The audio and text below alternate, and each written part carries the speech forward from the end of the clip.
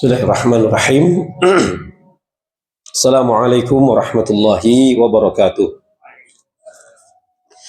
Alhamdulillah hamdan katsiran thayyiban mubarakan fih kama yuhibbu rabbuna wa yarda. Wassalatu wassalamu ala nabiyyina Muhammadin wa ala alihi wa sahbihi ajmain, amma ba'd. Jamaah kaum muslimin rahimakumullah, alhamdulillah kita bersyukur kepada Allah Subhanahu wa taala atas segala nikmat dan karunia yang Allah berikan kepada kita semua, baik berupa nikmat iman, nikmat Islam, nikmat sehat walafiat, yang mana dengan semua nikmat tersebut di pagi hari yang berbahagia ini kita dapat berkumpul kembali dalam rangka melanjutkan pengajian rutin bulanan kita. Semoga salawat dan salam tercurah kepada Nabi besar Nabi Muhammad sallallahu alaihi wasallam, kepada keluarganya, pada para sahabatnya, dan kepada umatnya hingga akhir zaman kelak. Jamaah rahimakumullah, di kesempatan yang berbahagia ini kita lanjutkan kembali membahas kitab Fikih Al-Wajiz di bab wudu, ya, masih bab wudu. Kemudian kita akan melanjutkan pembahasan sunanuhu, ya, sunnah di dalam berwudu. Kalau kemarin ya kewajiban atau wajib dalam berwudu, sekarang kita bahas tentang sunnah-sunnah di dalam berwudu. Di antara sunnah-sunnah di dalam berwudu, ya, yang pertama as-siwak,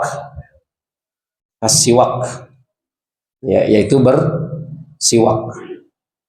Bersiwak termasuk di antara sunnah-sunnah di dalam berwudu, ya. Dalilnya an Abi Hurairah radhiyallahu anhu qala Rasulullah sallallahu alaihi wasallam laula an asyqa ala ummati la amartuhum bisiwak ma kulli wudu, ya.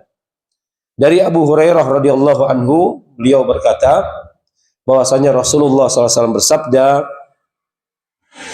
kalaulah sekiranya aku tidak khawatir memberatkan atas umatku, niscaya, ya, aku perintahkan kepada mereka untuk bersiwak, ya, setiap kali akan berwudu, ya. Nabi mengatakan, kalaulah sekiranya aku tidak khawatir memberatkan atas umatku, ya, artinya bersiwak setiap kali akan wudu kira-kira berat apa ringan, Pak? Berat, ya. Makanya ini tidak menjadi yang termasuk fardu dalam berwudu, namun termasuk sunnah. Jadi di antara sunnah dalam berwudu, bersiwak setiap kali akan berwudu, ya. Dan jemaah rahimakumullah, ya, siwak itu adalah nama sebuah kayu. Siwak adalah nama sebuah kayu yang digunakan untuk menggosok gigi, ya. Kemudian kata para ulama di sini, ya, dijelaskan tambahan, ya. Dan siwak adalah kayu arak yang berasal dari negeri Hijaz, ya. Siwak adalah kayu arak yang berasal dari negeri Hijaz. Di antara khasiat siwak yang pertama untuk menguatkan gusi. Ya, beda sama sikat gigi, Pak, ya. Ini kayu siwak dari Hijaz, ya. Jadi fungsi siwak itu yang pertama untuk menguatkan gusi, ya. Kemudian yang berikutnya di antara keutamaan siwak yaitu menghindarkan sakit gigi, ya. Menghindarkan sakit gigi. Makanya para nabi dan para sahabatnya, ya, biasanya menggunakan kayu siwak setiap kali akan berwudu. Kemudian berikutnya, ya, memudahkan pencernaan, ya. Di antara khasiat atau keutamaan kayu siwak yaitu memudahkan pencernaan. Kemudian yang berikutnya khasiat kayu siwak, kata para ulama, yakni melancarkan buang air kecil. Melancarkan buang air kecil. Itu manfaat bersiwak, ya, kayu arak yang berasal dari negeri Hijaz. Hijaz itu mana? Hijaz Saudi ya, Timur Tengah ya. Ada kayu yang mungkin tipis ya, ada kayu siwak yang tebal ya. Kemudian jemaah rahimakumullah, di dalam sahih fikih sunnah, di antara hukum bersiwak sebagaimana disebutkan dalam hadis Aisyah radhiyallahu anha, Nabi bersabda, as-siwak ya madharatun lil fami mardatun li rabbi. Bersiwak itu akan membuat mulut bersih. Itu yang pertama. Kemudian yang kedua kata Nabi SAW, mardatun li rabbi, dan diridhoi oleh Allah Subhanahu wa taala ya. Jadi di antara fungsi siwak kata Rasulullah SAW membuat mulut bersih. Kemudian yang kedua diridhoi oleh Allah Subhanahu wa taala ya. Kemudian jemaah rahimakumullah, di antara waktu-waktu yang utama untuk bersiwak, di antara waktu-waktu yang utama untuk bersiwak, yang pertama ketika berwudu. Tadi hadisnya ya, laula an asyqa ala ummati la amartuhum bisiwak inda kulli wudu. Seandainya tidak memberatkan umatku, niscaya aku suruh mereka semua untuk bersiwak setiap kali akan berwudu. Artinya ketika kita akan berwudu kemudian sebelumnya bersiwak, Nabi sudah tahu itu akan memberatkan umatnya, maka hukumnya menjadi sunnah ya. Kemudian yang kedua ya, waktu utama untuk bersiwak ketika hendak sholat. Tadi Pak, sebelum takbiratul ihram ya, bersiwak ketika hendak sholat. Dalilnya dari Abu Hurairah radhiyallahu anhu, Rasulullah SAW bersabda, laula an asyqa ala ummati au 'alan nas la amartuhum bisiwak ma'a kulli shalah. Seandainya aku tidak khawatir memberatkan umatku, niscaya aku perintahkan umatku bersiwak setiap kali akan sholat. Setiap kali akan wudu ya, bersiwak. Setiap kali akan sholat sebelum takbiratul ihram bersiwak ya. Namun Nabi tahu ini akan memberatkan umatnya ya. Namun kita juga tidak boleh mencela ya, apabila ada saudara kita sebelum berwudu mereka bersiwak, atau sebelum takbiratul ihram mereka bersiwak. Ada nggak jemaah? Ada ya. Di sini ada nggak? Ya ada ya. Jadi boleh juga tuh Pak ya, untuk mempraktekkan sunnah-sunnah Rasulullah SAW, diantaranya bersiwak ya setiap kali akan berwudu, dan juga bersiwak setiap kali akan sholat ya. Kemudian yang ketiga, di antara waktu-waktu bersiwak, kata para ulama, ketika membaca Al-Quranul Karim. Ketika membaca Al-Quranul Karim. Ya. Ali radhiyallahu anhu mengatakan, kami diperintahkan oleh Nabi SAW bersiwak. Ya, bersiwak. Dan beliau mengatakan, ya innal abdu idza qama yusolli atahul malak faqama khalfahu yastami'ul Qur'an ya wa yadnu fala yazalu yastami'u wa yadnu hatta yada'u fahu ala fihi fala yaqra'u ayatan illa kanat fi jawful malak ya. Sesungguhnya kata Nabi SAW, seorang hamba ketika hendak mendirikan sholat, datanglah malaikat.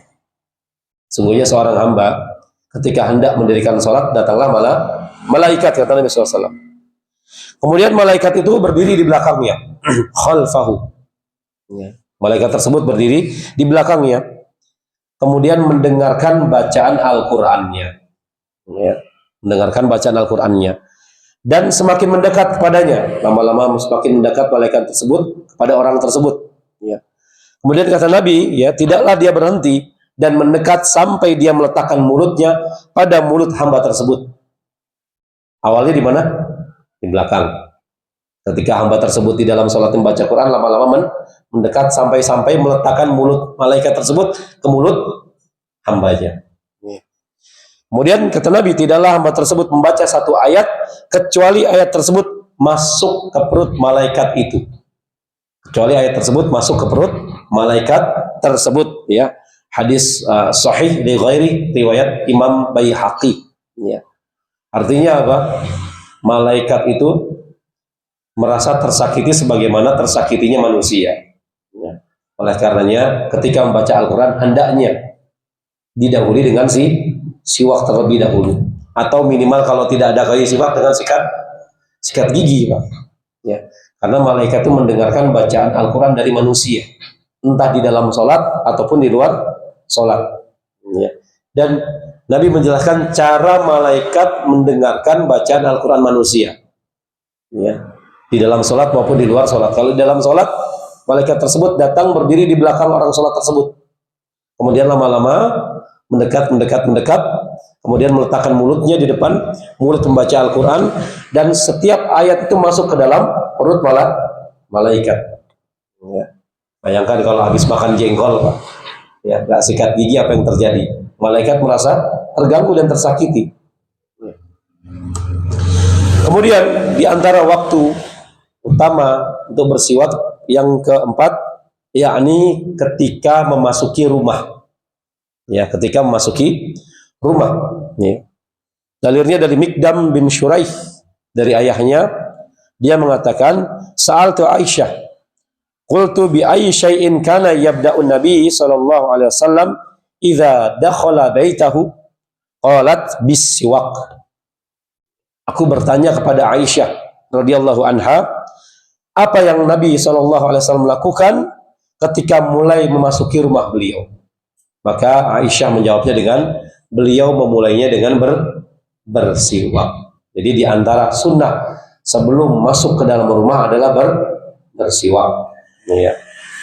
Namun di masyarakat kita, ya, kurang memperhatikan hal ini, karena memang juga kayu siwaknya agak sulit didapati, ya. Kalau di Timur Tengah kan bahkan tumbuh, ya, di apa namanya, di tanaman liar. Ya. Namun kalau di Indonesia harus pergi kemana, ke toko, ya, ke toko herbal untuk beli kayu siwak. Raja Salman saja, jemaah, ya. Raja Salman saja, ya, beliau tidak malu untuk mengantongi kayu siwak di sakunya. Ya. Pernah terdokumentasi, terfoto itu, ya, Raja Salman itu mengantongi kayu siwak di sakunya. Ya, Masya Allah, Raja Salman.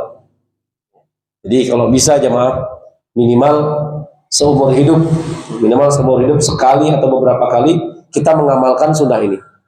Bersiwak setiap kali akan berwudu, atau bersiwak setiap kali akan sholat, atau bersiwak setiap kali akan membaca Al-Quran, atau bersiwak setiap kali akan memasuki rumah. Ya. Kemudian di antara waktu bersiwak yang paling utama, yang kelima kata para ulama, yakni ketika bangun untuk sholat malam. Ketika bangun untuk sholat malam. Ya. Dalilnya dari Hudzaifah radhiyallahu anhu, dia mengatakan, ana Rasulullah sallallahu alaihi wasallam kana idza qama minal lail yashusu fahu bisiwak. Rasulullah sallallahu alaihi wasallam senantiasa apabila hendak sholat malam, sholat tahajud, maka beliau membersihkan mulutnya dengan bersiwak. Ya. Jadi bangun malam, tengah malam, sebelum sholat tahajud, maka Nabi membiasakan dirinya untuk membersihkan mulutnya dengan siwak. Ya. Hadis sahih riwayat Bukhari dan Muslim. Ya. Kemudian jamaah kaum muslimin rahimakumullah, ya, di antara, ya, kebolehan atau mubah bagi orang yang shaim adalah bersiwak. Ya. Siwak dibolehkan untuk orang yang berpuasa, kecuali sikat gigi dengan memakai pasta gigi. Sebagian ulama membolehkan, namun memberikan catatan. Ya, memberikan catatan. Usahakan ketika kita menyikat gigi dalam keadaan berpuasa dengan memakai pasta gigi, usahakan jangan sampai ada yang masuk ke dalam mulut. Ya. Usahakan jangan sampai ada yang masuk ke dalam mulut kalau memakai pasta gigi. Namun kalau memakai siwak, ya, sepakat para ulama boleh, nggak jadi masalah. Nggak ada catatan sama sekali. Ya. Karena hanya dengan kayu saja. Ya. Kemudian jemaah kaum muslimin rahimakumullah, dan cara penggunaan siwak juga dijelaskan oleh para ulama. Ya. Di antaranya apa? Mengunyah kayunya dulu, dikupas kayu siwak tersebut. kemudian dikunyah, kemudian kalau bisa dicacah jemaah. Ya, dicacah dengan pisau, setelah lembut kemudian baru disikat ke gigi kita atau ke mulut kita. Nah, itu cara yang benar dalam menggunakan kayu siwak. Ya. Setelah sekali atau dua kali pemakaian maka dipotong kembali, kemudian dikupas kembali, dicacah kembali seperti itu. Ya. Jangan sampai ya bagian itu dipakai terus-menerus ya, berbulan-bulan bahkan bertahun-tahun sampai hitam kayu siwak ya Pak. Nah, jadi ada sebagian orang juga yang kurang paham dalam menggunakan kayu siwak. Kemudian jemaah rahimakumullah, di antara sunnah wudu berikutnya yang kedua, ya, ghuslu kaffaini thalathan fi awalil wudu. Ya. Ghuslul kaffaini thalathan fi awalil wudu, yaitu membasuh kedua tangan 3 kali di awal-awal berwudu. Jadi membasuh kedua tangan ini hukumnya apa? Sunnah. Ya, hukumnya sunnah. Lima sabata an Utsman radhiyallahu anhu fi hikayatihi li wudu'in Nabi sallallahu alaihi wasallam annahu ghassala kaffaihi thalathan. Ya. Sebagaimana diriwayatkan oleh Utsman bin Affan radhiyallahu anhu fi hikayatihi li wudu'in Nabi sallallahu alaihi wasallam, di dalam atau yang mengisahkan tentang wudu Nabi, tentang sifat wudu Nabi sallallahu alaihi wasallam, annahu ghassala kaffaihi thalathan, bahwasanya Rasulullah sallallahu alaihi wasallam mengawali wudunya dengan mencuci kedua tangannya berapa kali? 3 kali. Ya. Jadi ketahuilah bahwasanya mencuci tangan 3 kali itu termasuk di antara sunnah di dalam berwudu. Ya, sunnah di dalam berwudu. Ya.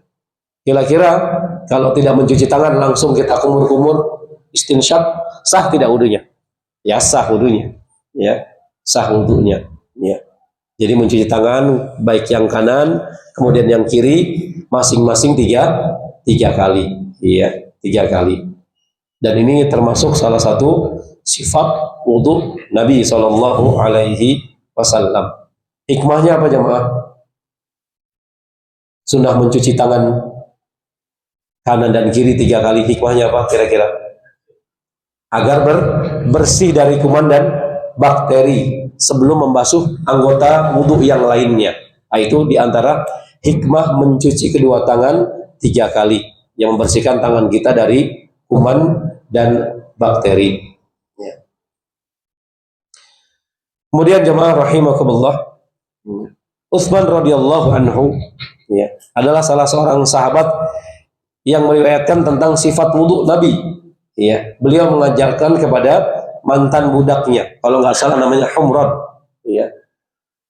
Utsman diambilkan air oleh Humran, kemudian Utsman mengajarkan sifat wudu Nabi kepada mantan budaknya. Ya. Dan Utsman radhiyallahu anhu di antara salah seorang sahabat yang mulia yang Allah berikan karunia berupa harta dan ilmu. Ya. Ada sahabat Nabi yang Allah berikan karunia ilmu saja namun miskin.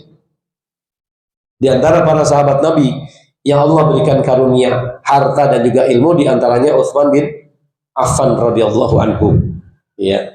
Makanya Al-Qur'anul Karim dibukukan di zaman siapa? Al-Qur'anul Karim dibukukan di zaman Utsman bin Affan. Ya. Kemudian disebarkan di seluruh penjuru dunia, dinamakan dengan Al-Qur'an Rasam Utsmani. Ya, Rasam Utsmani. Ya. Nah, itu di zaman Utsman bin Affan. Beliau ini termasuk salah seorang sahabat yang alim dan juga kaya raya. Bahkan sampai sekarang ada hotelnya Pak di Madinah, Hotel Utsman bin Affan. Ya, Hotel Utsman bin Affan. Kemudian rekeningnya juga masih ada, ya, atas nama Utsman bin Affan. Ya. Beliau memberi sumur dari seorang Yahudi, ya, untuk kaum muslimin, dan sampai sekarang sumurnya masih ada. Begitu juga kebun kurmanya milik Utsman bin Affan masih ada sampai sekarang, masya Allah. Ya, nah, ini pahala jariah buat Utsman bin Affan radhiyallahu anhu. Namun beliau meninggal ya dalam keadaan difitnah. Ya. Beliau meninggal dalam keadaan difitnah. Ketika itu beliau dihunus. Beliau meninggalnya dengan cara dihunus dengan tusukan pedang. Ketika beliau sedang apa?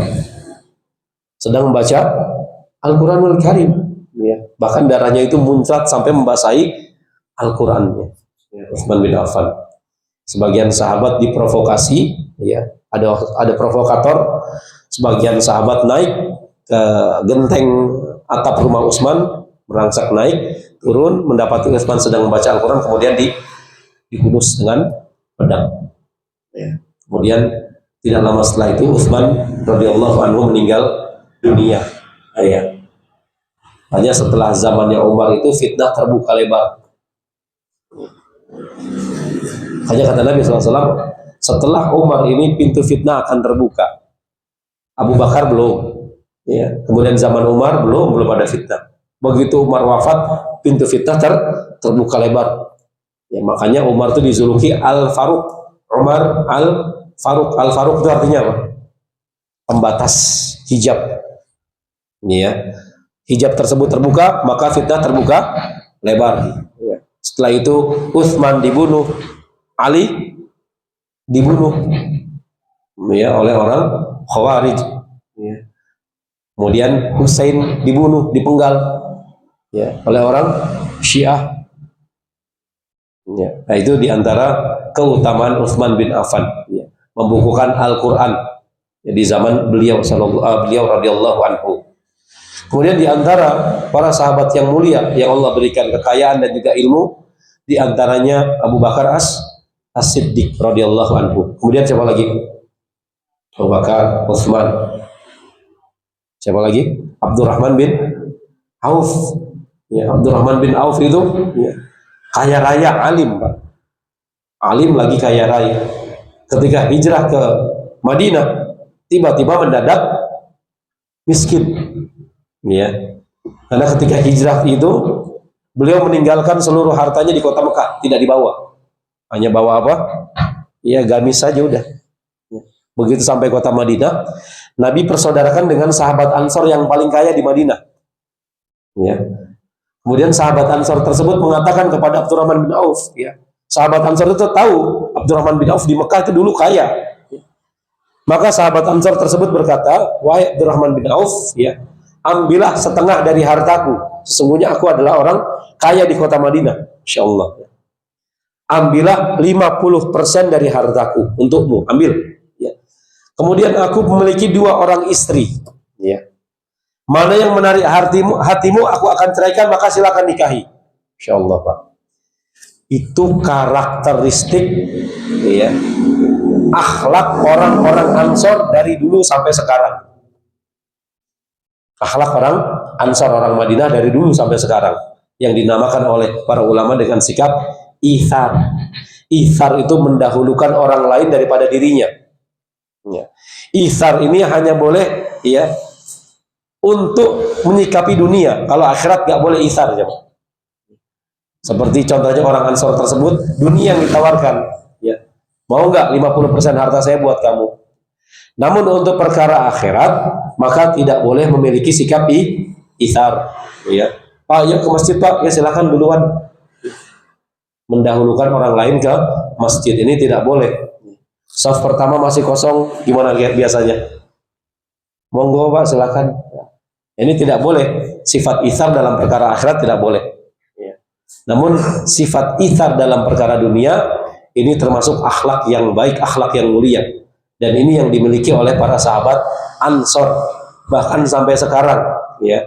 Kalau ada mungkin dari diantara kita umroh atau haji, mendapati karakteristik, ya, penduduk kota Mekah dengan penduduk kota Madinah itu agak berbeda, Pak. Ya. Lebih lembut mana kira-kira? Madinah, ya, Madinah. Ya. Sampai saya dapat cerita dari murid saya, Pak. Beliau umroh nih di Masjid Nabawi. Beliau kenalan, ya, lagi menunggu waktu sholat, menunggu iqomah, kenalan dengan penduduk kota Madinah asli. Karena dia nggak bisa pakai bahasa Arab, pakai bahasa Inggris dialognya.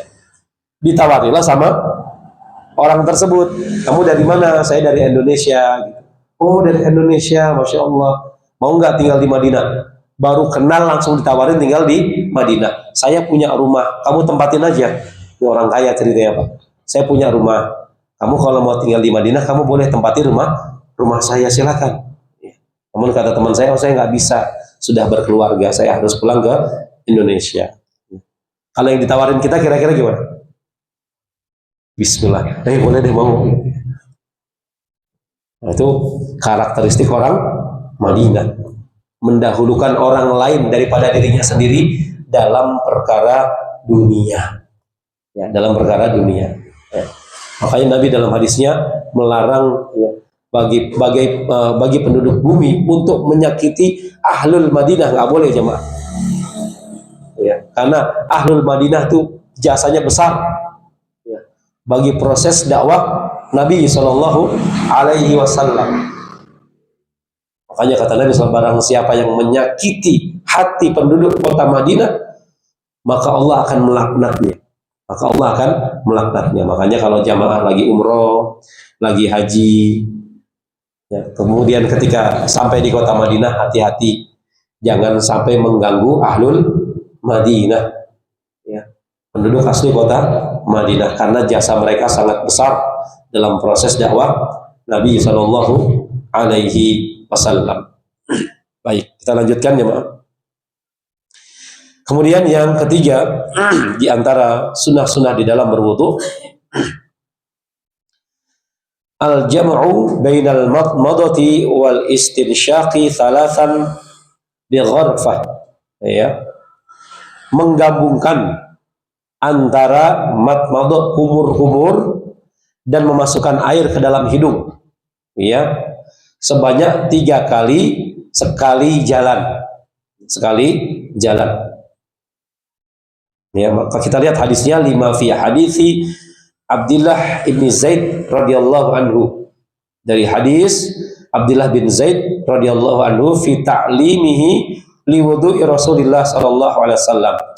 Ya, tentang ya cara dia mengajarkan sifat wudu Nabi sallallahu alaihi wasallam, annahu tamatmadu wastansyaqa min kafin wahidin fa fa'ala dzalika thalathan. Ya, bahasanya dia berkumur-kumur dan memasukkan air ke dalam hidung min kafin wahidin, dari satu telapak tangan.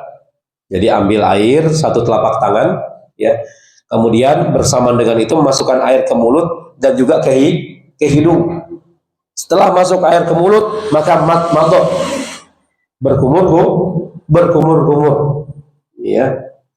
Fa fa'ala dzalika thalathan. Rasulullah SAW berbuat demikian ya sebanyak tiga kali. Ya.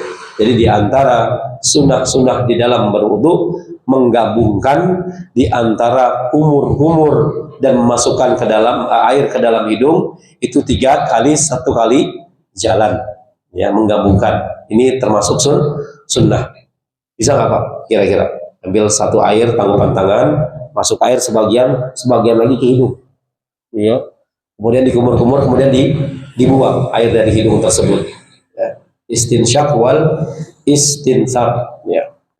Dan hikmah tamatmadu, kumur-kumur, ya, kata para ulama, bahkan ahli kesehatan mengatakan untuk menghilangkan bakteri dan kuman yang ada di dalam mulut. Itu hikmah tamatmadu, kumur-kumur.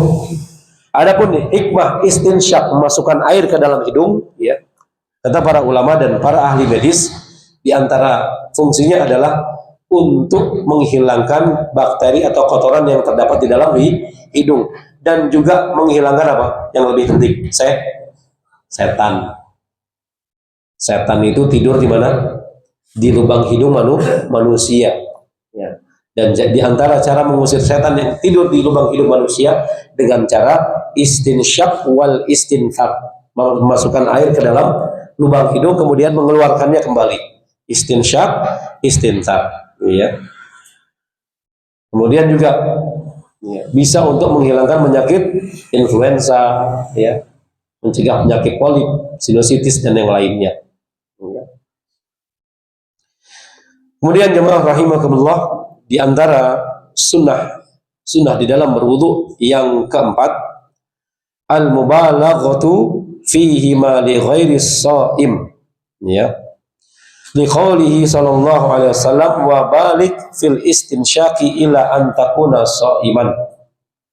Al mubalaghatu fihima, bersungguh-sungguh di dalam berkumur-kumur dan istinsyak. Ini termasuk sunnah, ya. Jadi bukan hanya sekedar masukkan air ke mulut kemudian ke hidung saja, namun juga di antara sunnahnya al mubalaghah, bersungguh-sungguh di dalam berkumur-kumur juga beristinsyak, ya. Li ghairi shaim, ya. Kecuali bagi orang yang berpuasa. Kecuali bagi orang yang berpuasa. Sebagaimana dalam sabda Nabi SAW, wa balik fil istinsyaqi ila an takuna shaiman. Maka bersungguh-sungguhlah, baligh, ya. Maksudnya apa baligh di sini? Memasukkan air ke hidung, ya, yang dalam, dihirup yang dalam, ya, ya, dihirup yang dalam. Ya, wa balik fil istinsyaq, ketika istinsyak ila an takuna shaiman, kecuali engkau dalam keadaan berpuasa, ya. Jadi kalau sedang berpuasa, maka masukkan air ke hidungnya jangan terlalu bersemangat, ya, sekedarnya saja, karena khawatir masuk ke dalam kerongkongan kemudian masuk ke dalam mulut, ya, ke lambung, sehingga menyebabkan batal puasanya, ya. Jadi di antara sunnah ketika memasukkan air ke mulut dan ke hidung, mubalaghah, bersungguh-sungguh, ya, berkumur kemudian masukkan air istinsyak itu dengan cara yang dalam, kecuali di dalam keadaan berpuasa, ya.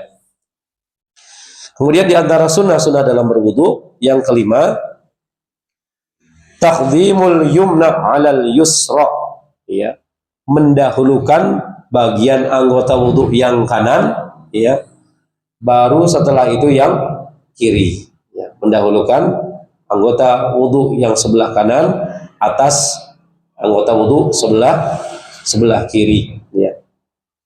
Di hadis Aisyah radhiyallahu anha, dalilnya hadis dari Aisyah, ya, radhiyallahu anha, ya. Karena Rasulullah sallallahu alaihi wasallam yuhibbu tayammuna fi tana'ulihi wa tarajjulihi wa tahurihi wa fi sya'nihi kullihi, ya. Dari Aisyah radhiyallahu anha adalah Rasulullah sallallahu alaihi wasallam, ya, mendahulukan yang kanan, menyukai mendahulukan yang kanan, ya, ketika memakai alas kaki, ya. Pakai sendal itu ternyata sunnahnya mendahulukan yang kanan atas yang kiri. Jadi perkara pakai sendal saja bisa mendatangkan pahala, ya, dengan niat ittiba'ur rasul, mencontoh tuntunan Nabi Shallallahu Alaihi Wasallam ketika memakai alas kaki, sendal, sepatu, ya, atau kaos kaki, ya. Maka ketika kita memiliki niat, ya, untuk mencontoh atau mengikuti tuntunan Nabi SAW, mendahulukan yang kanan ketika memakai alas kaki, maka dengan itu kita mendapatkan pahala, ya, mendapatkan pahala, ya. Karena mencontoh Nabi SAW ketika memakai alas kaki, menyukai untuk mendahulukan anggota tubuh yang kanan sebelum yang kiri. Kadang-kadang ada orang sebagian tidak perhatian, pakai sepatu, pakai sendal jepit, ya, mendahulukan kaki kiri terlebih dahulu. Perkara pakai sendal saja Nabi sudah mengajarkan, ya, kaki kanan terlebih dahulu. Namun kalau kita ziarah kubur, bagaimana Pak? Dipakai atau dilepas? Ada ziarah kubur, dilepas, ya. Boleh tidak dipakai? Tetap dipakai? Boleh. Ya, kata Syekh Utsaimin, apabila kontur tanahnya dapat memudaratkan kaki, ada duri, ada beling-beling di sana, atau mungkin becek, tanahnya tajam-tajam mungkin batuannya, maka dia tetap boleh memakai alas kaki, ya, memakai alas kaki.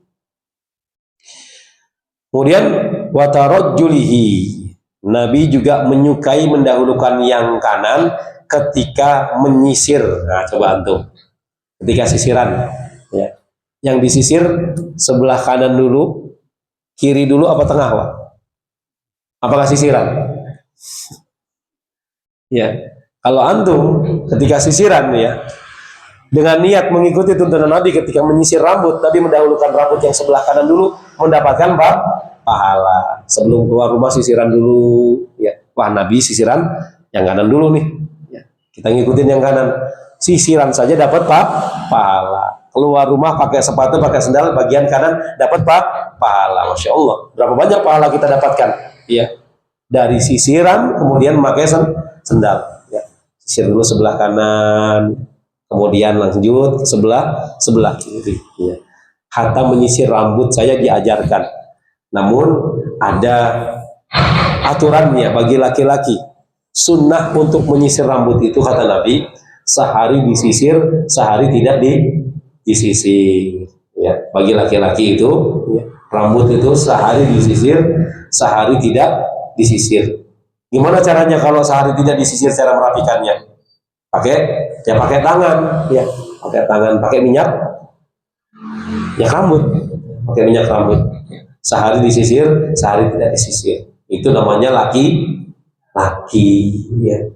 Jangan dikacau sisiran terus. Udah rapi kayaknya ini belahannya salah. Sampai kaca bosan Pak sama dia. Ya. Kalau bisa ngomong dia ngomong tuh kaca. Ya. Ya. Jadi cara atau sifat menyisir rambut Nabi mendahulukan bagian rambut sebelah kanan. Kemudian disisirnya selang-seling. Senin sisiran, Selasa tidak disisir. Artinya bukan tidak disisir kemudian berantakan, enggak ya Pak. Ya tetap dirapikan dengan minyak rambut. Ya. Sehari diminyakin, sehari tidak. Ya. Kemudian berikutnya watuhurihi, dan di dalam bersuci Nabi menyukai mendahulukan anggota tubuh bagian kanan, seperti tadi mencuci tangan itu sebelah kanan terlebih dahulu, ya. Kemudian mengambil satu tangkupan air untuk masukkan air ke mulut dan ke hidung dengan tangan kanan, ya. Kemudian ketika membasuh tangan sampai ke siku mendahulukan tangan kanan baru tangan kiri, ya. Kemudian begitu juga kaki, mendahulukan kaki kanan terlebih dahulu sebelum kaki kiri. Kemudian wa fi sya'ni kullihi, dan di dalam setiap perkara-perkara yang baik, perkara-perkara yang mulia, Nabi mendahulukan anggota tubuh bagian kanan. Ya. Contohnya untuk apa? Makan. Ya. Makan pakai tangan kanan. Kalau kita makan bakwan, tangan kanan, cabenya tangan kanan lah. Ya. Cabenya tangan kanan bisa nggak Pak kira-kira? Bisa, gimana caranya? Ya, diselipin di kelingking gitu ya. Atau bakwannya ditaruh dulu, cabenya diambil. Kadang-kadang kurang perhatian sebagian kita. Bakwan di tangan kanan, cabai di tangan kiri, di mix jadinya. Padahal anjuran Nabi mendahulukan tangan kanan. Setiap perkara yang bagus, setiap perkara yang mulia. Ya. Minum dengan tangan kanan. Ya. Kalau istinja dengan tangan kiri, dengan tangan kiri, ya, dengan tangan kiri. Menulis dengan tangan kanan, ya. Sampai-sampai Syekh Albani rahimahullah, ya, sampai pakai jam tangan saja dibahas. Walaupun para ulama khilaf, ya. Syekh Albani mengatakan kalau pakai jam tangan itu di tangan kanan. Ya. Itu pendapatnya Syekh Albani. Namun kata para ulama bebas, mau tangan kanan boleh, tangan kiri boleh, tidak jadi masalah.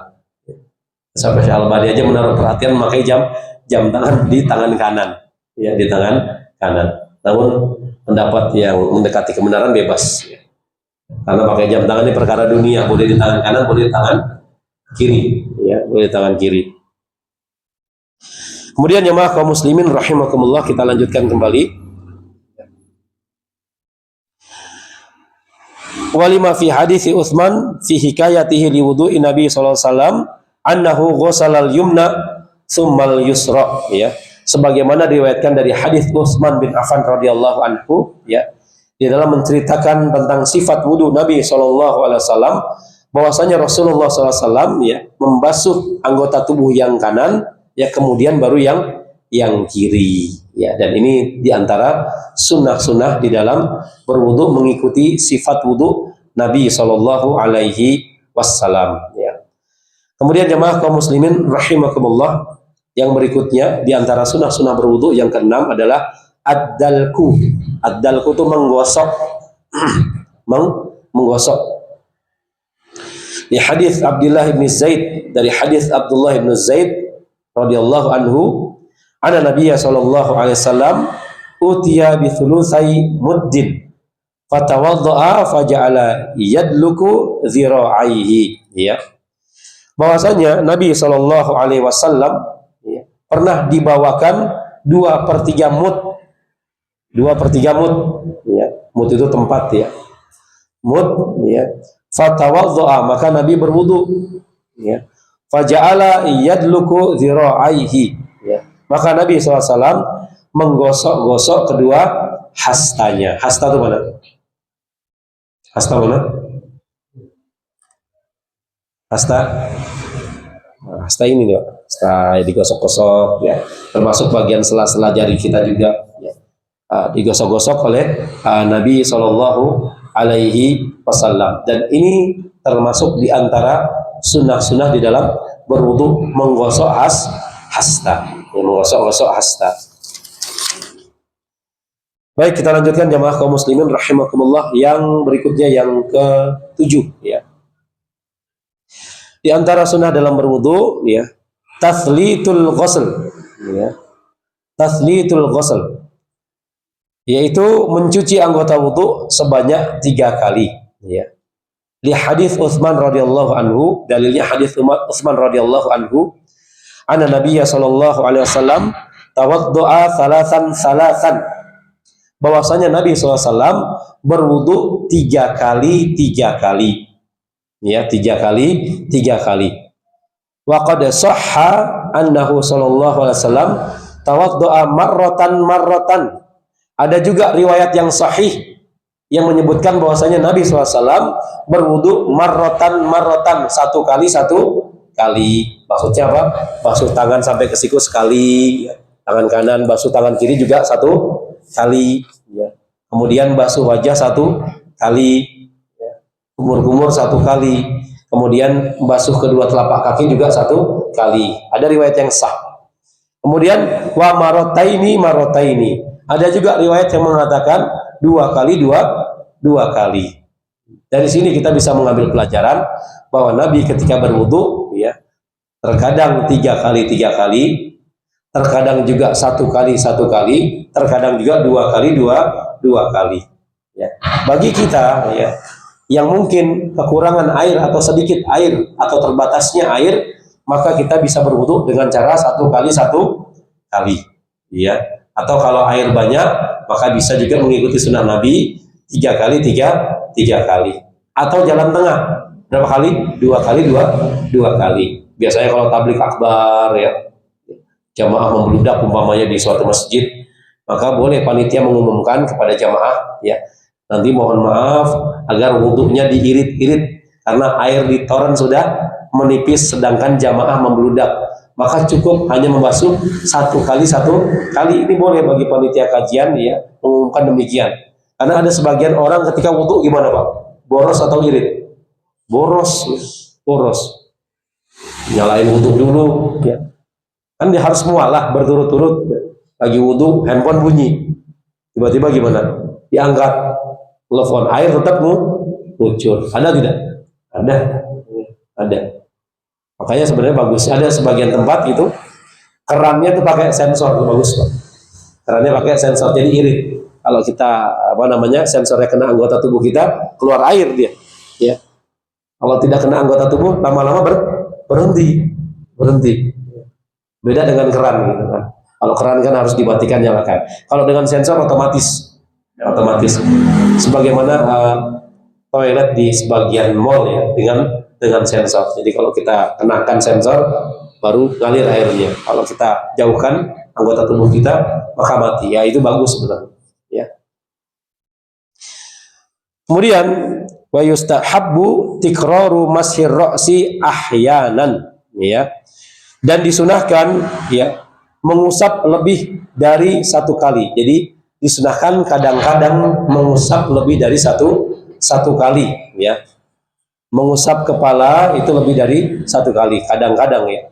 Lima sahha an Utsman annahu tawaddu'a famassaha ra'sahu salatan. Wa qala ra'aitu Rasulullah sallallahu alaihi wasallam tawaddu'a hakadha. Ya.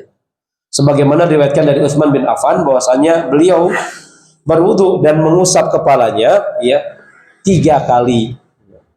3 kali. Jadi boleh jemaah terkadang ketika membasuh kepala itu tiga kali sebagaimana yang dilakukan oleh Utsman bin Affan. Kemudian Utsman mengatakan ro'aitu Rasulullah SAW. Aku pernah melihat Rasulullah SAW tawadhu'a hakadha, berwudu seperti ini, yaitu mengusap kepalanya tiga kali. Ya, ini boleh sesekali dilakukan. Kemudian yang berikutnya jemaah yang ke-8 di antara sunnah-sunnah dalam berwudu, ya. Tertib, ya, tertib. Li'annahu al-ghalibu fi wudu'i Rasulillah sallallahu alaihi wasallam kama hakahu man haka wudu'ahu sallallahu alaihi wasallam, ya. Karena kebanyakan ya sifat wudu Rasulullah sallallahu alaihi wasallam ya. Kemudian yang disampaikan sejumlah sahabat yang meriwayatkan ya, tentang wudu Nabi sallallahu alaihi wasallam. Lakinnahu qad sahha 'anil Miqdam ibni Ma'di Yakrib annahu ata Rasulullah sallallahu alaihi wasallam bi wudu'in fatawaddu'a fa ghassala kaffaihi thalathan wa ghassala wajhahu thalathan summa ghassala dhira'aihi thalathan summa tamatmada wastansar thalathan summa masaha bi ra'sihi wa udhunaihi. Pernah dibawakan air wudu kepada Rasulullah sallallahu alaihi wasallam ya, maka beliau pun berwudu dan Nabi sallallahu alaihi wasallam ya ghassala kaffaihi thalathan ya, membasuh kedua tangannya 3 kali. Kemudian wa ghassala wajhahu thalathan, membasuh wajahnya 3 kali. Tsumma ghassala dhira'aihi thalathan, kemudian kedua hastanya 3 kali. Kemudian tsumma tamatmada wastansar thalathan, kemudian beliau kumur-kumur dan memasukkan air ke hidung 3 kali ya. Tsumma masaha bi ra'sihi wa udhunaihi, kemudian beliau membasuh kepalanya dan juga kedua telinganya ya. Dan ini menunjukkan tertibnya Nabi sallallahu alaihi wasallam ketika berwudu.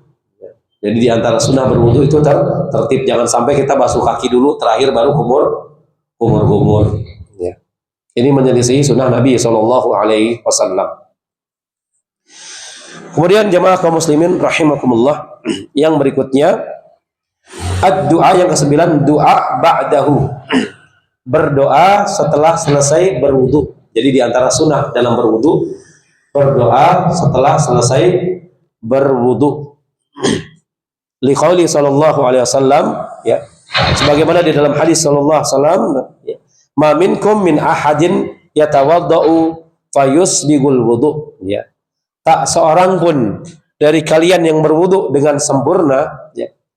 Summa yaqul, kemudian dia berdoa dengan mengucapkan asyhadu an la ilaha illallah wahdahu la syarikalah wa asyhadu anna Muhammadan abduhu wa rasuluh illa futihat lahu abwabul jannah thamaniyatu yadkhulu min ayyaha sya'a ya, man ayyihi sya'a ya, kecuali dibukakan baginya pintu surga, 8 pintu surga, masyaallah jemaah ya, 8 pintu surga ya, yadkhulu min ayyiha sya'a ya, dan silakan baginya untuk memasuki dari pintu mana saja yang dia sukai.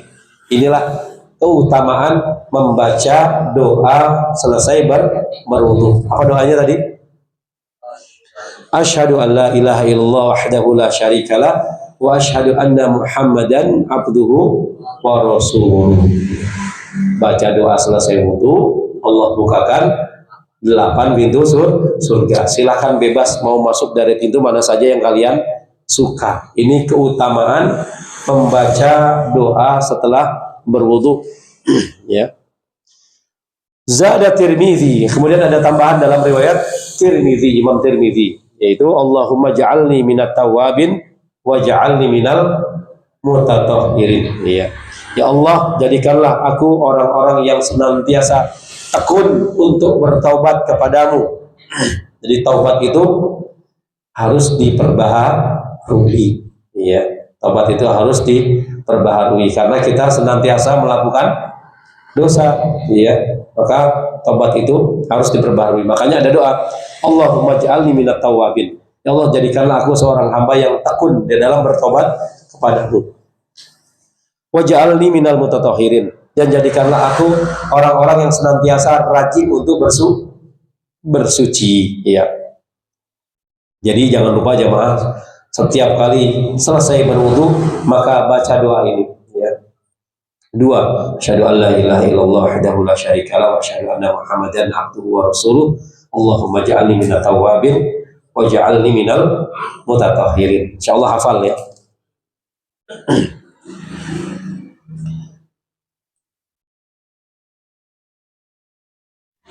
Kemudian ada tambahan riwayat yang lain, ya. Di antaranya wa an Abi Sa'id anna Nabiy sallallahu alaihi wasallam, dari Abi Sa'id radhiyallahu anhu bahwasanya Nabi sallallahu alaihi wasallam, man tawaddoa faqala, barang siapa berwudu kemudian dia mengucapkan subhanakallahumma wa bihamdika asyhadu an la ilaha illa anta astaghfiruka wa atubu ilaik. Firakin tsumma, ya, taba'a bi tabi'in fala yuksaru ila yaumil qiyamah, ya. Maka di antara doa selesai berwudu itu ada 3. Boleh tidak dibaca semuanya, Ustaz? Boleh. Atau salah satunya juga boleh. Di antaranya doa kafaratul majlis. Subhanakallahumma wa bihamdika asyhadu an la ilaha illa anta astaghfiruka wa atubu ilaik. Ya, keutamaannya juga sama. Ya, Allah akan selamatkan orang tersebut di hari kiamat. Ya, di hari kiamat. Jadi boleh dijamak itu doanya, ya.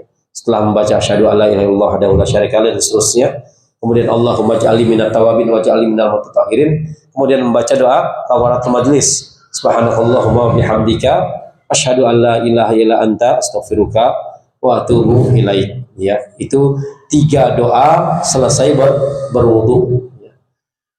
Dan yang terakhir dari sunah-sunah ketika berwudu, sholatu rakaataini ba'dahu, sholat 2 rakaat setelah berwudu. Ya, ini diantara sunnah-sunnahnya, sholat 2 rakaat setelah berwudu. Liqauli Utsman ba'da an 'allamahum sifatahu wudu'i Rasulillah sallallahu alaihi wasallam. Ya, sebagaimana riwayat Utsman radhiyallahu anhu, setelah beliau yang mengajarkan sifat wudu Nabi sallallahu alaihi wasallam. Beliau mengatakan ra'aitu Nabi sallallahu alaihi wasallam tawaddu'a nahwa wudu'i hadza. Ya, Nabi sallallahu alaihi wasallam bersabda, barang siapa berwudu dengan wudu'ku ini, ya, kemudian Nabi mengucapkan man tawaddu'a nahwa wudu'i hadza tsumma qama faraka'a, ya, faraka'a rakaataini, dan salat 2 rakaat, la yuhadditsu fihi ma nafsahu, dengan tulus ikhlas, ya, dengan tulus ikhlas, ghufira lahu ma taqaddama min dhanbi, maka dosa-dosanya yang terdahulu akan Allah ampuni. Ya, itu keutamaan mengerjakan sholat sunnah setelah selesai berwudu 2 rakaat dengan ikhlas, maka dosa-dosanya terdahulu akan Allah ampuni, ya. Dan ada riwayat lain dari Abu Hurairah, anna Nabi sallallahu alaihi wasallam qala li Bilal inda sholati subhi, ya, di mana Nabi sallallahu alaihi wasallam berkata kepada Bilal setelah mengerjakan salat subuh, ya Bilal, akhbirni bi arja amalin bi amil tahu fil Islam, fa ini sami'tu zaffan 'alaika baina yadayya fil jannah, ya. Nabi mengatakan kepada Bilal, wahai Bilal, ya, tolong, ya, kabarkan kepadaku, ceritakan kepadaku, ya, apa yang paling memberi harapanmu, ya, suatu amalan yang kau kerjakan di dalam Islam, ya. Sesungguhnya aku mendengar, ya, terompahmu, ya, terdengar di surga di hadapanku. Maka Bilal mengatakan, ma amiltu amalan arja indi anni lam atahhar tahuran fi sa'atin min lailin aw naharin ila salaitu bidzalika tuhuri ma kutiba li an usalli, ya.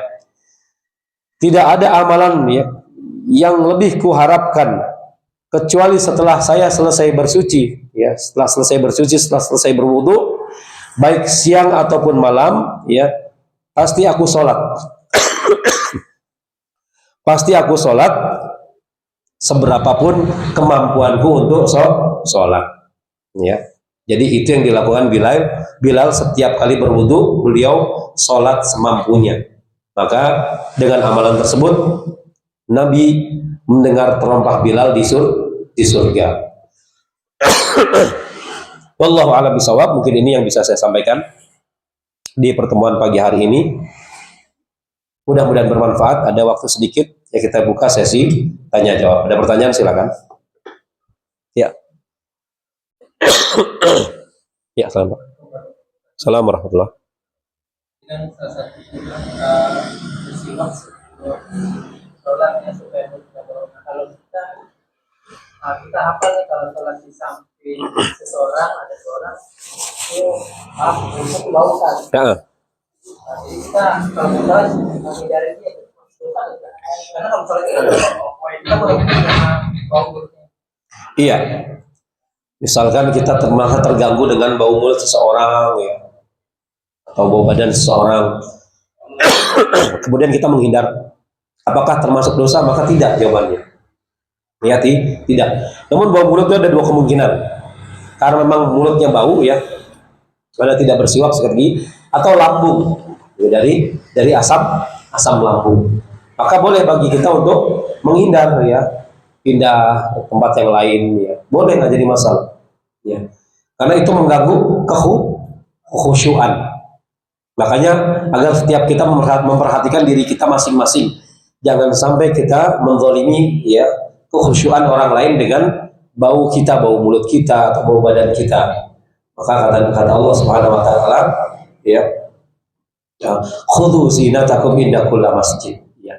Pakailah pakaian yang terbaik setiap kali akan masuk masjid, ya.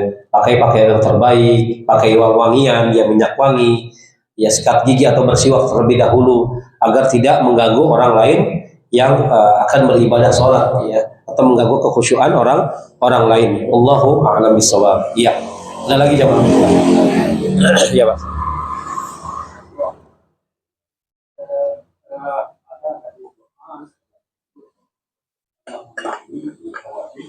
Allahumma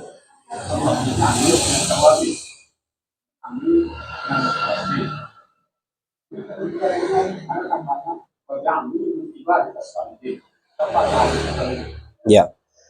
Adapun tambahan tersebut tidak didapati, ya, dalam riwayat-riwayat yang sahih. Ya, nggak ada, ya. Jadi cukup Allahumma ja'alni minat tawabin wa ja'alni minal mutatahhirin. Nah, cukup situ, ya. Jadi jangan ditambah-tambah. Pernah terjadi, ini bersin ditambah-tambah, Pak. Ya. Nabi belum lama wafat. Salah seorang sahabat bersin haji, ya. Alhamdulillah, ditambah sama dia. Alhamdulillah wassalatu wassalamu ala rasulillah. Oh, coba, ya. Ditegur sama sahabat yang lain. Wailak, celaka kamu. Ya. Nabi belum lama wafat, kau sudah menambah-nambah sesuatu yang baru di dalam agama. Maka cukupkan dengan alhamdulillah. Maksudnya baik tidak? Baik maksudnya, ya, bersolawat kepada Nabi. Ya. Namun Nabi mengajarkan hanya membaca alhamdulillah saja tanpa tambahan. Ditegur oleh sahabat yang lain. Ya. Maka di dalam beragama itu tidak boleh berinovasi. Ya. Kita cukup mengikuti tuntunan Nabi SAW. Ya, kalau bersin, ya, baca alhamdulillah, nggak usah bersolawat, ya. Alhamdulillah cukup, jangan alhamdulillah wassalatu wassalamu ala rasulillah, enggak cukup, ya. Nanti yang dengar sallallahu alaihi wasallam gitu, repot nanti, ya. Makin menjadi-jadi nanti, ya. Baik, Allahu a'lam bishawab. Ya, ada lagi, ya, Pak. Kelas. Ikhlas itu bagaimana? Umumnya kalau kita awam ini beribadah itu kan mengharapkan pahala. Ya. Apakah itu bisa Ya. Ikhlas artinya murni.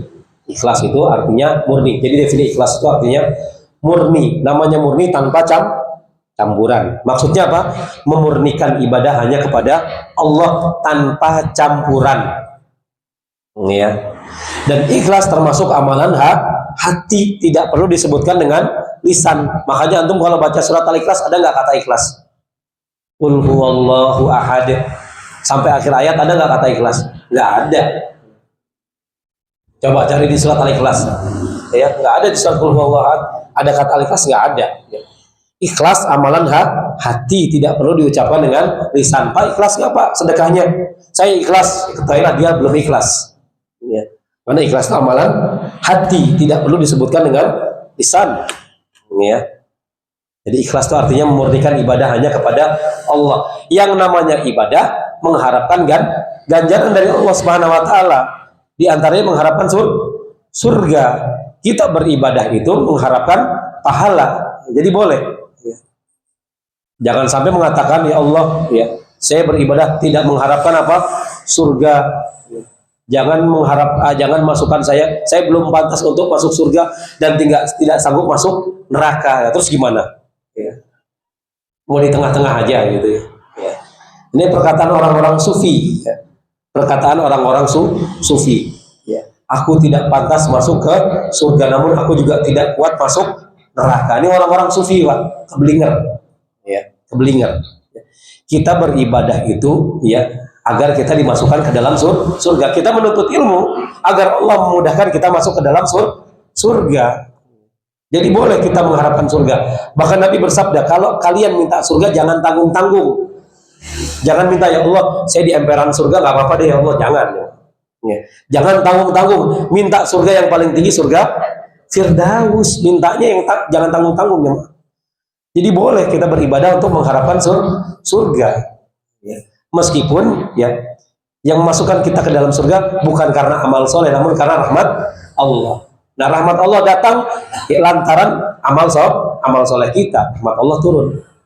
Wallahu a'lam bishawab. Iya, ada lagi ya? Ya.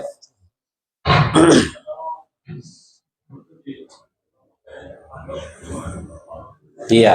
Setelah wudhu dielap pakai handuk, ada riwayat dari Aisyah radhiyallahu anha ya. Di antaranya kata Aisyah radhiyallahu anhu, ya, terkadang Rasulullah SAW meminta mengambilkan handuk untuk mengelap ya wajahnya yang terkena air wudhu. Namun terkadang, jadi boleh kadang-kadang kita lap ya dengan handuk atau sejenisnya untuk mengelap bagian anggota tubuh kita yang terkena air wudhu, itu boleh kadang-kadang. Ya. Namun yang lebih utama dibiarkan saja jemaah. Ambil wudhu dari rumah, ya, kemudian jalan ke masjid, ke musola. Setiap tetesan itu akan menghapuskan apa? Dosa dan mengangkat derajat kita. Ya. Wallahu a'lam bishawab. Ada lagi? Ya, satu lagi sebentar. Ya, sebentar Pak. Ya. Iya, zikir pakai tasbih ya. Zikir pakai tasbih Syekh bin Bas. Ya. Syekh bin Bas berfatwa, ya boleh. Ya. Karena biji-biji tasbih itu hanya wasilah. Wasilah. Ya. Ini fatwanya siapa? Syekh bin Bas. Ya, Syekh bin Bas. Jadi boleh bagi orang berzikir dengan biji tasbih itu boleh ya. Karena biji tasbih itu sebagai wasilah, perantara, alat ya. Sebagaimana dengan alat elektronik sekarang ada ya, pencet gitu ya, biar kita tahu jumlah bilangannya. Maka ada fatwa dari para ulama, di antaranya Syekh bin Bas ya, Syekh bin Bas. Meskipun sebagian ulama lagi memandang itu hal yang bid'ah, bid'ah. Ya, wallahu a'lam bishawab. Ya. Gimana Pak?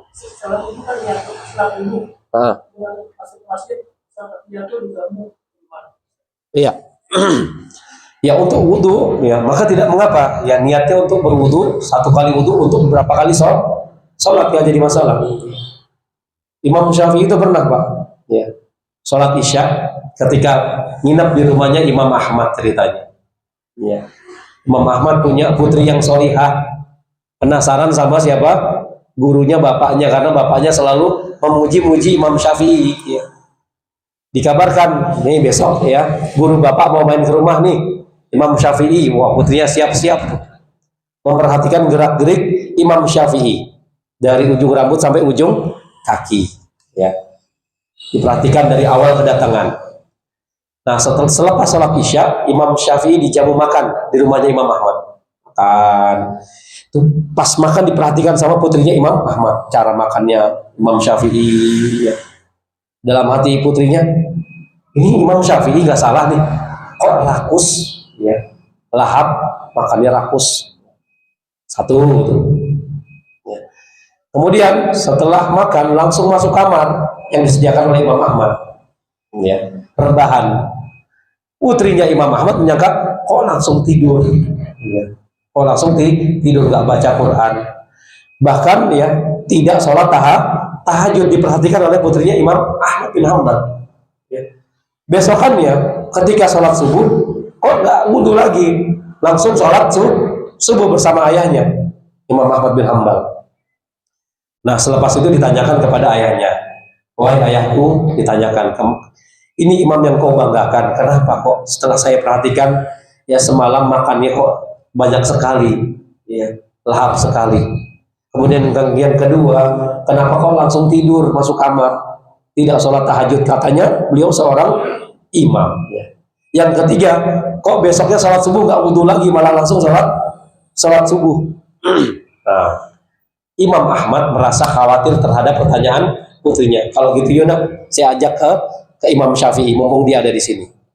Imam Syafi'i mendengar pertanyaan anaknya Imam Ahmad, ya, hanya tersenyum, kemudian menjelaskan, mengklarifikasi. Ya, adapun saya makan lahap di rumah ayahmu karena saya tahu, ya, yang didapati oleh ayahmu adalah halal dan thayyib, dan ayahmu adalah dermawan. Makanan orang yang halal, thayyib, dermawan itu makanannya berkah, maka aku makan dengan lahap. Itu pertama. Yang kedua, aku langsung masuk ke kamar, aku tidak tidur, kata Imam Syafi'i.